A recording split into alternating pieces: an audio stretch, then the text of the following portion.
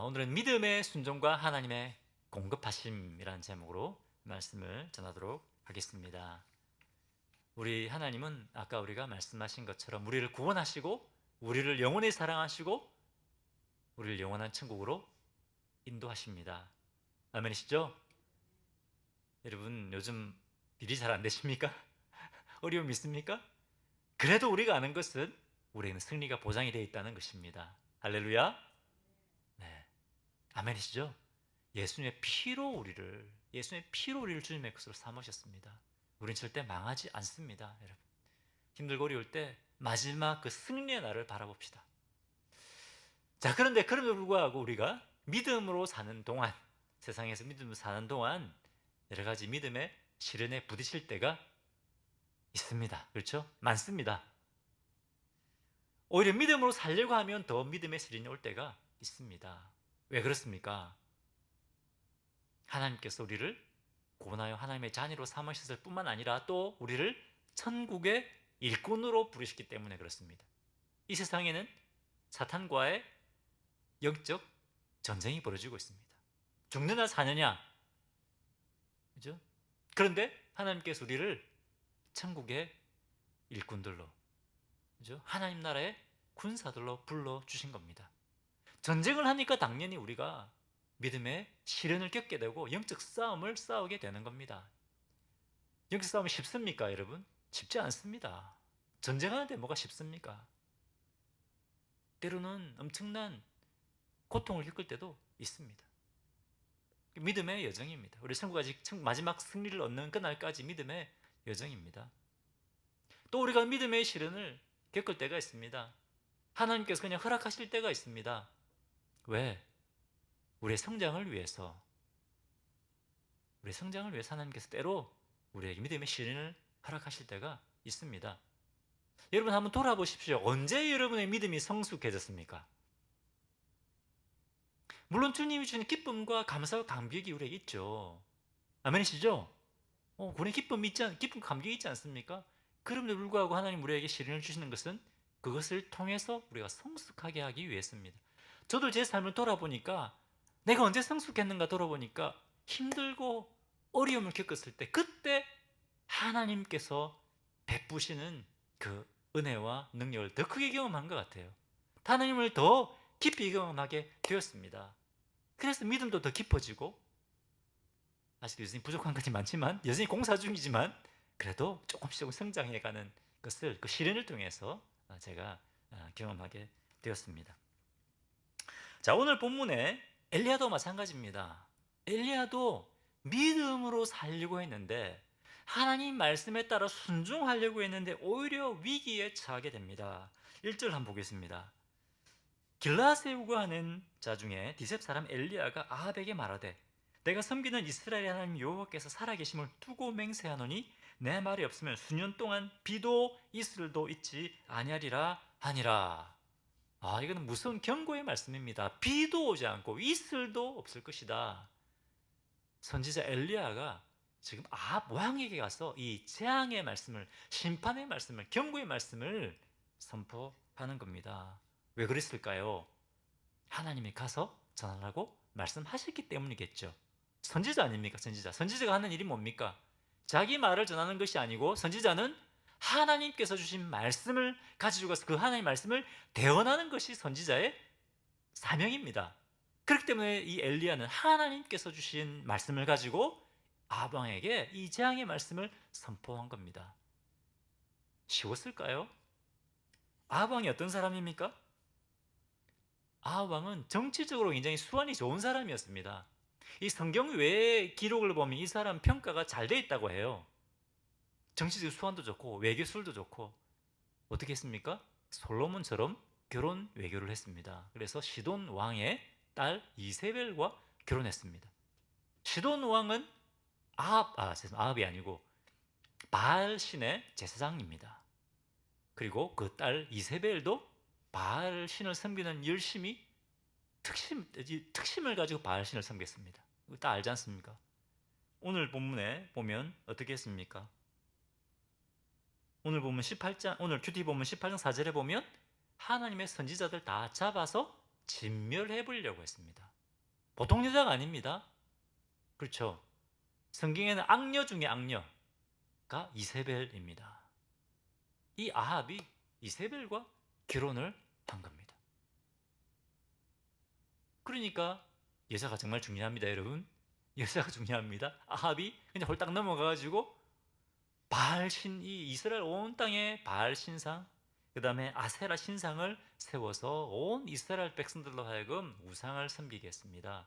하나님으로부터 떠나게 만들고 이 왕이 구원의 길로 이끌어야 될 이 이스라엘의 왕이, 북이스라엘의 왕이 백성들로 하여금 죽음의 길로, 죄악의 길로 빠져들게 한 겁니다.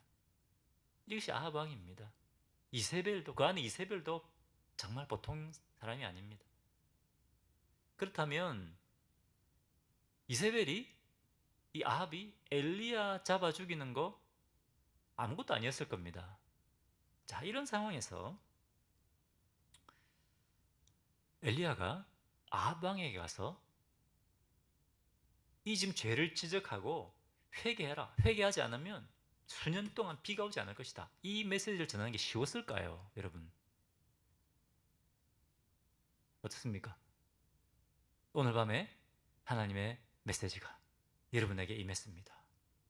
자, 이런 메시지를 가서 전하라고 했다면 여러분 어떻게 하시겠습니까? 본인의 일이 아니어서 별로 이렇게 안 와닿는 것 같아요. 엘리야에게 처음 이 말씀이 임했을 때 엘리야가 어떻게 느꼈겠습니까?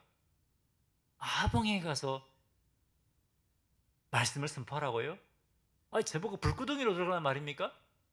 그렇게 느끼지 않았을까요? 아무리 위대한 선지자이지만 엘리야도 처음에는 그런 좀 두려움도 있지 않았겠습니까? 그렇죠? 제가 엘리야라도 그랬을 것 같습니다. 그런데 엘리야가 어떻게 했습니까? 자신의 위험을 무릅쓰고 이 재앙의 메시지를 선포합니다. 그리고 회개를 촉구했겠죠. 회개하면 하나님께서 이 재앙을 돌이킬 겁니다. 아마 그런 회개를 촉구하는 메시지도 전했을 것입니다. 어떻게 됐을까요? 목숨 걸고 가서 이 말씀을 전했는데, 목숨을 걸고 가서 이 재앙의 말씀을 전했는데도, 경고의 말씀을 전했는데도 아합은 회개하지 않습니다. 3절 보겠습니다. 또 하나님의 말씀이 임합니다. 너는 여기서 떠나 동쪽으로 가서 요단 앞 그리 시냇가에 숨고, 뭡니까? 도망가라는 거 아닙니까? 아합이 회개하지 않습니다. 아합 왕이 하나님을 두려워하지도 않고 하나님 말씀도 듣지 않은 겁니다. 엘리야가 잡혀 죽는 건 시간 문제입니다. 잡혀 죽지 않더라도 굶어 죽겠죠. 먹을 것이 없어서. 그런데 하나님께서 어떻게 합니까? 이 엘리야에게 숨을 피난처를 예비해 주십니다. 그리 시냇가에 가서 숨어라. 그리고 말도 안 되는 특별한 방법으로 엘리야의 필요를 공급해 줍니다. 어떻게 하십니까? 4절에 그 시냇물을 마시라. 내가 까마귀들에게 명령하여 거기서 너를 먹이게 하리라. 6절 까마귀들이 아침에도 떡과 고기를, 저녁에도 떡과 고기를 가져왔고 그가 시냇물을 마셨으나 라고 되어 있습니다. 야, 좋지 않습니까? 그냥 있으면 까마귀가 가서 먹을 것들을 막 갖다 주고, 너무 좋지 않습니까? 좀 말이 안 되죠. 까마귀가 먹을 것을 갖다 준다. 신실한 하나님의 사람들이 와서 먹을 걸 주는 것이 아니라 까마귀가 먹어서 준다. 뭡니까? 아무도 엘리야에게 필요를 공급해 줄 수 없을 때 하나님은 말도 안 되는, 우리 생각에는 이해가 안 되는 방법으로 필요를 채워주신다는 겁니다. 제가 제자 훈련할 때도 잠시 말씀드렸지만, 일본 선교사로 가려고 제 아내가 일도 그만두고 저도 이제 사역을 그만뒀습니다. 그러면 제 생각에는 주님의 특별한 방법으로 막 이제 필요를 채워주실 줄 알았습니다. 바로 그만두자마자. 그런데 은행 잔고가 거의 20불까지 떨어졌는데도 까마귀가 안 날라오더라고요. 그렇더라고요. 이렇게 보니까. 쉽지 않더라고요, 그게. 그런데 그때 제가 이제 목사 안수를 받았습니다. 목사 안수를 받았는데, 저는 그때 이전에는 사역을 안 했기 때문에 잘 몰랐는데, 목사 안수를 받으니까 전도사님들이 체크를 주는 게 봉투를 주는 게 봉투를. 그 안에 체크가 들은 거예요. 저는 이제 몰랐거든요. 목사 안수를 받을 때 앞으로 사역을 위해서 쓰라고 이렇게 돈을 주는 거예요. 지금은 목사님들이 많아요, 신학교에. 그때는 목사님들이 별로 없고 다 전도사님들이었어요. 전도사님이 많았어요. 전도사들이 무슨 돈이 있습니까? 체크를, 흰 봉투를 저에게 주는 거예요. 그걸 먹고 살았습니다. 그걸. 또 제가 기억이 나는데, 지금 어떤 분인지 생각은 안 나는데, 어떤 성도님이 저에게 봉투를 줬는데, 그분은 제가 좀 알아요. 생활이 쉽지가 않은 분입니다. 근데 그분이 제가 생각했던 것보다 큰 액수를, 체크를 저에게 주시더라고요. 까마귀가 복을 주는 겁니다. 그 다음에 그때 신학교에서 탁구 대회가, 사모님 탁구 대회가 있었습니다. 우리 와이프가 출전했습니다. 몇 등 했을까요? 1등 했어요, 1등. 제가 와이프를 잘 둬가지고 그때 상품권이 50불, 제가 지금도 기억합니다. 50불짜리. 월마트 아마 그거였을 겁니다. 50불짜리. 거의 뭐 20년 전이죠. 20년 전에 50불이면 작은 돈이 아니었습니다. 큰 돈이었습니다. 제가 1등 하라고 얼마나, 제 결승전 올라가서 제가 얼마나 응원했는지 마음속으로. 네. 그런 일들이 있었고요. 또 우리가 지금 기도하고 있는 박규성 선교사님, 일본에 계시잖아요. 그분이 저희 집에 찾아오셨어요. 찾아오셔서 그분이 저에게 헌금을, 선교 헌금하라고 이렇게 주시더라고요. 자, 이렇게 까마귀가 한 마리씩 이렇게 날라와서 필요를 채워주시고, 또 저번에 제가 간증했던 것처럼 3주간 3주 전에 제가 이제 뭐 철야 기도를 했습니다. 교회에서 기도하고 또 리트리트 센터 가서 기도하고, 그 이후에 하나님께서 기적적으로 최고 한 7,000불 정도 이렇게 3주 만에 채워 주셔서 집도 구하고 훈련비도 내고, 그 이후에도 매월 한 3,000불씩 이렇게 후원이 들어왔습니다. 3,000불 이상 들어갔죠. 네, 그렇게 해서 일본에서 사역도 하고, 지금도 여러분 하나님께서 까마귀를 보내서 일하십니다. 제가 저번에 한번 또 이로 말씀드린 적이 있죠. CCC의 전설 같은 이야기가 있는데, 캄보디아 CCC 공산화될 때 맥탱행이라는 CCC 간사님이 있는데, 그분이 캄보디아를 떠나지 않았습니다. 잘못해서 죽을 수도 있는데 저는 떠나지 않겠습니다. 그 편지가 있어요. 편지가 지금도 남아있어요. 우리 본부에 보낸. 우리 CCC 간사 훈련을 받으면 항상 그분의 이야기를 배워요. 그분이 썼던 편지 다 저희 훈련 받을 때 다 그걸 배우거든요. 근데 이제 잘못하면 죽잖아요. 우리 킬링필드 알잖아요. 엄청나게 많은 사람들이 캄보디아에서 죽었잖아요. 그죠? 이분이 이제 도망을 친 거예요. 캠프에서 도망을 쳤는데 거의 국경까지 갔는데 묵을 것이 없어요. 근데 이제 긴 풀이 있는데 그 풀을 갖다가 담그니까 물고기 한 마리씩 하루에 한 마리씩 올라오는 거예요. 제가 저번에 얘기했는데 기억 안 나시나요? 그렇게 해서 거의 한 달 동안 이분이 국경에서 낚시를 해서 먹고 살다가 이제 국경을 넘어서 이분이 구출이 되었습니다. 지금도 그런 일들이 일어나더라고요. 특별한 우리가 정말 우리가 하나님의 뜻대로 살려고 할 때, 항상 하나님 우리가 함께 하시지만, 우리가 특별한 우리가 사역을 감당할 때, 주님의 말씀에 순종할 때, 우리 주님이 특별한 방법으로 우리를 보호하시고 우리의 필요를 공급하시는 겁니다. 할렐루야. 근데 여러분, 엘리야가 어떻게 했다고요? 목숨 걸고 위험을 감수하고 하나님의 말씀을 가서 전했습니다. 순종했습니다. 여러분, 우리의 순종은 어떻습니까? 한번 생각해 봅시다. 순종이라고 할 때, 이거는 내가 할 수 있을 것 같아. 순종하고 딱 들어보고, 이거는 내가 할 수 없는 것 같아. 하지 않고. 혹시 그렇지 않습니까? 우리 순종을 한번 돌아왔으면 좋겠어요. 여러분, 어떻습니까? 많은 경우에. 근데 우리가 할 수 있는 것을 순종하는 것은 어떻게 보면 진정한 의미에서 순종이라고 하기 어렵겠죠. 진정한 순종은 뭘까요? 내게 때로는 위험이 있고 내가 손해가 있고, 그럼에도 불구하고 하나님께서 말씀하신다면 따르는 것이 진정한 순종입니다. 그때 어떻게 한다고요? 망할 것 같지만, 우리 생각에는 망할 것 같지만, 하나님의 특별한 보호하심과 특별한 인도하심을 경험하게 되는 겁니다. 할렐루야. 하나님의 말씀에 따라 삽시다. 축복하십시오. 하나님의 말씀에 따라 삽시다. 하나님의 특별한 보호하심과 특별한 공급하심을 경험하게 됩니다. 따라하십시오. 하나님의 특별하신 보호하심과 특별한 공급하심을 경험하게 됩니다. 좀 말이 길었습니까? 네.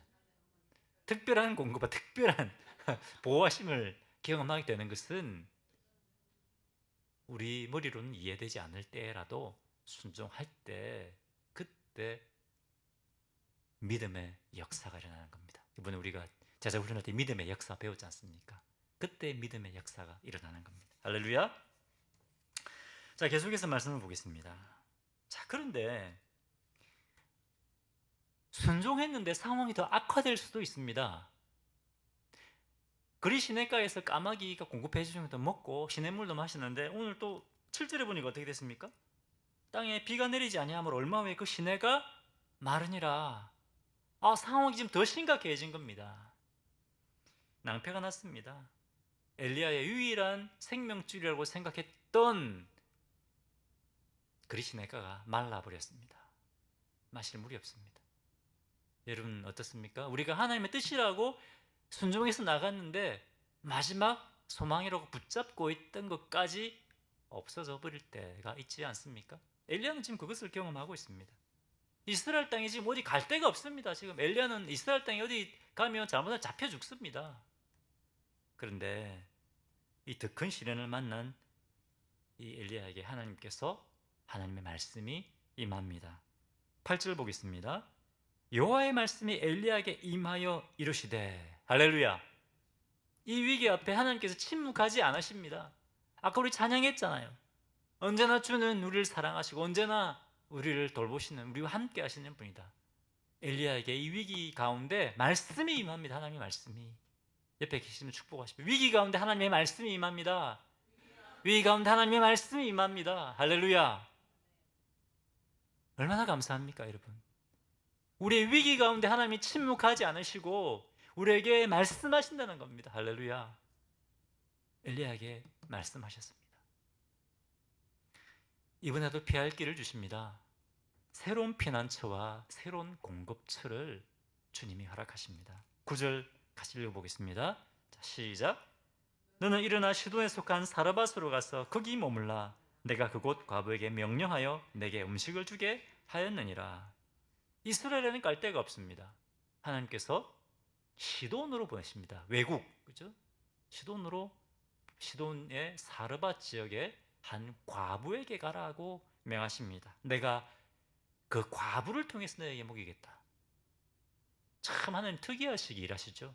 우리의 기대와 우리의 생각과 전혀 다르게 일하십니다. 우리 생각에는 아주 신실한 사람, 신실하고 돈 많은 하나님의 사람이 와서 엘리야를 지켜주고 필요를 공급해 줄 것이라고 생각하는데 하나님은 전혀 다른 방법으로 일하십니다. 외국으로 가서 돈 없는 과부를 통해서 필요를 채우시겠다는 겁니다. 이 당시에 제일 가난하고 제일 힘없는 사람 중에 하나가 과부였습니다. 과부와 고아 하면 이 당시에 제일 가난하고 제일 힘없는 사람이었습니다. 제일 사회약자였습니다. 그런데 이 사회약자를 통해서 엘리야의 필요를 채우시겠다는 겁니다. 하나님은 때로 우리가 기대하지도 않고 상상하지도 못했던 방법으로 우리의 필요를 공급해 줄 때가 있다는 겁니다. 엘리야는 이때도 하나님께 따지지 않습니다. 하나님 왜 이방인 땅으로 가라고 하십니까? 어떻게 과부한테 가서, 자존심 상하게 과부한테 가서 먹을 것을 달라고 할 수 있습니까? 이렇게 하지 않습니다. 엘리야는 이번에도 하나님의 말씀을 따라 이 사르밧 과부를 만나기 위해 갑니다. 10절 보겠습니다. 그가 일어나 사르밧으로 가서 성문에 이를 때에 한 과부가 그곳에서 나뭇가지를 줍는지라. 이에 불러 이르되 청하건대 그릇에 물을 조금 가져다가 내게 마시게 하라. 신기하지 않습니까, 여러분? 이 말씀 보니까 신기하지 않습니까? 엘리야가 성에 딱 갔는데 바로 그때 이 바로 만나야 될 사르밧 과부가 나뭇가지를 줍고 있는 거예요. 야, 하나님의 완벽한 타이밍 아닙니까? 하나님이 뭐 차를 필요도 없이 딱 그냥 만나게 하신 겁니다. 자, 믿음으로 순종해 갔을 때 하나님께서 이런 놀라운 일을 또 경험하게 하시는 겁니다. 그런데 사실은 이 과부는 엘리야의 필요를 공급해 줄 수 있는 능력이 없는 사람이었습니다. 12절에 보니까 그가 이르되 당신의 하나님 여호와께서 살아계심을 두고 맹세하노니 나는 떡이 없고 다만 통에 가루 한 움큼과 병에 기름 조금뿐이라. 내가 나뭇가지 둘을 주워다가 나와 내 아들을 위하여 음식을 만들어 먹고 그 후에는 죽으리라. 야, 이 너무 비참하지 않습니까? 마지막 남은 한 움큼, 뭐 이게 밀가루인지 뭔 잘 모르겠지만 뭐 가루라고 돼 있는데, 남은 그거 가지고 한 움큼 가지고 떡을 만들어 먹고 떡을 자기와 아들이 만들어 먹고 이제 죽으려고 하고 있다는 겁니다. 그런데 하나님은 아무 소용도 없을 것 같은 이 과부에게 지금 엘리야를 보내신 거예요. 그런데 더 이해가 안 되는 건 엘리야가 어떻게 하는가 한번 보십시오. 13절 보겠습니다. 엘리야가 그에게 이르되 두려워하지 말고 가서 내 말대로 하라니와 먼저 그것으로 나를 위하여 작은 떡 한 개를 만들어 내게로 가져오고 그 후에 너와 내 아들을 위하여 만들라. 너무 뻔뻔스러운 부탁 아닙니까? 어떻게 이렇게 뻔뻔스러운 부탁을 하나님의 선지자가 할 수 있을까요? 지금 먹을 것이 없어서 마지막 남은 양식이에요. 자기와 아들이 나눠 먹으려는 마지막 양식인데 그걸로 떡을 만들어서 먼저 나에게 가져오라. 나에게. 말도 안 되는 거 아닙니까? 엘리야가 배가 고파서 정신 나갔을까요? 여러분 생각해 보셨습니까? 왜 그랬을까? 엘리야는 하나님께서 주신 말씀에 약속이 있는 거예요. 하나님 분명히 말씀 약속하셨어요. 이 과부를 통해서 너희 먹을 것을 양식을 채우겠다. 그 약속의 말씀에 있었기 때문에 엘리야는 가서 이 여인에게 나에게 먼저 먹을 것을 가져오라.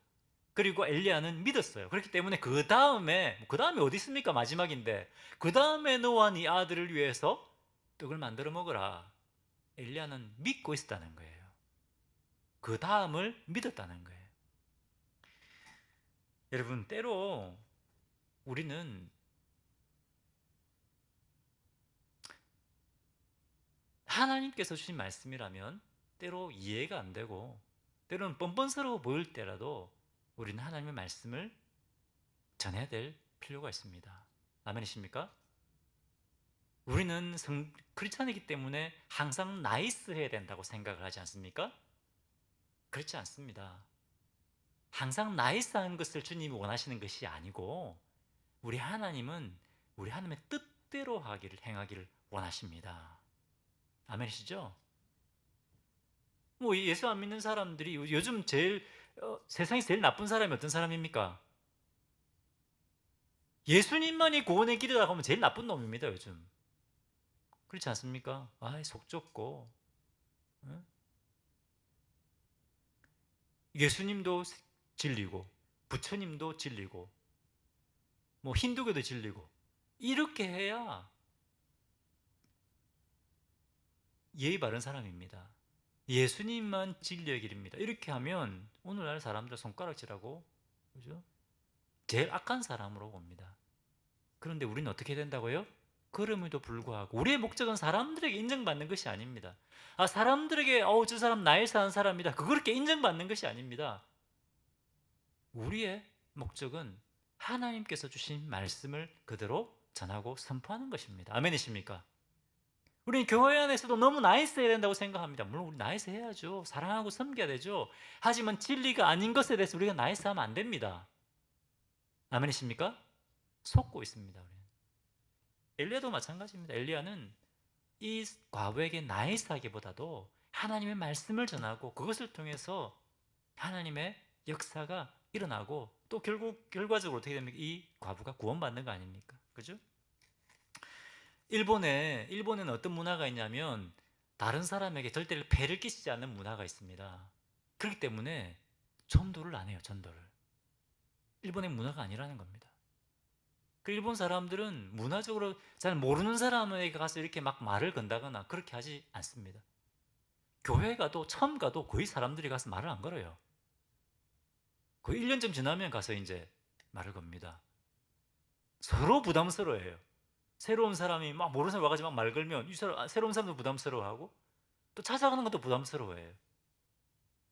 제가 저희 일본에 이제 우리 목회할 때 새로운 사람이 왔는데 우리 청년에게 야, 저 새로운 사람 왔으니까 환영해 주라니까 이거 못 가겠다.